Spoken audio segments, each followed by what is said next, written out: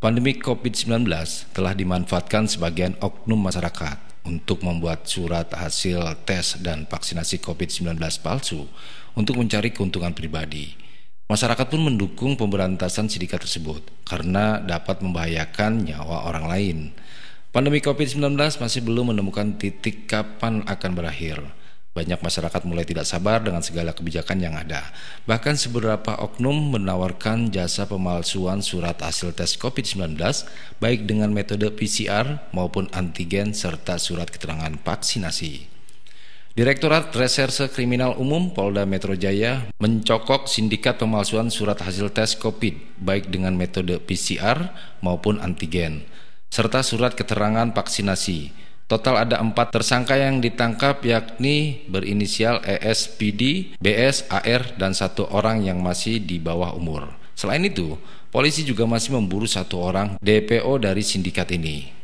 Kabid Humas Polda Metro Jaya, Kombes Yusri Yunus di Mapolda Metro Jaya, Jakarta Selatan menuturkan ada 3 tempat kejadian perkara yang sudah diamankan. Dalam aksinya, para tersangka mempromosikan surat hasil tes dan keterangan vaksinasi itu di media sosial. Mereka juga mematok tarif yang bervariasi untuk setiap surat keterangan. Yusri mengatakan, untuk surat keterangan swab antigen dijual dengan harga Rp60.000, surat swab PCR dijual dengan harga Rp100.000, sedangkan kartu vaksinasi dihargai senilai Rp100.000. Dirinya mengungkapkan, sindikat ini telah melakukan aksinya sejak bulan Maret lalu. Diperkirakan sudah ratusan orang yang menggunakan jasa para tersangka.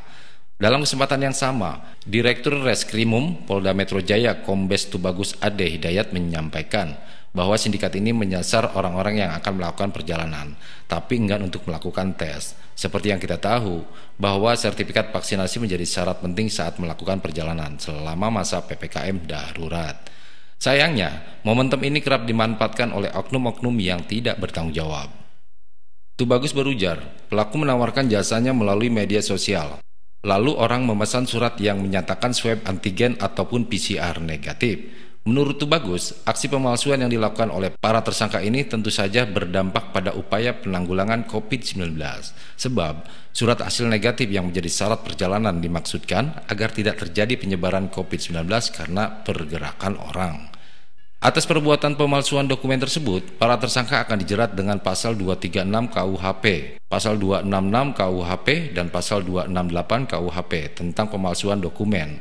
Perlu diketahui pula bahwa sertifikat vaksin juga telah dikemas sedemikian rupa, karena di depan sertifikat tersebut terdapat pula barcode, sehingga mirip sekali dengan sertifikat vaksin asli. Pemalsuan dokumen ini tentu saja merupakan tindak kontraproduktif terhadap wabah COVID-19. Padahal jumlah kasus terkonfirmasi positif virus corona telah terjadi penambahan sebanyak 35.094 kasus dari sebelumnya 2.455.912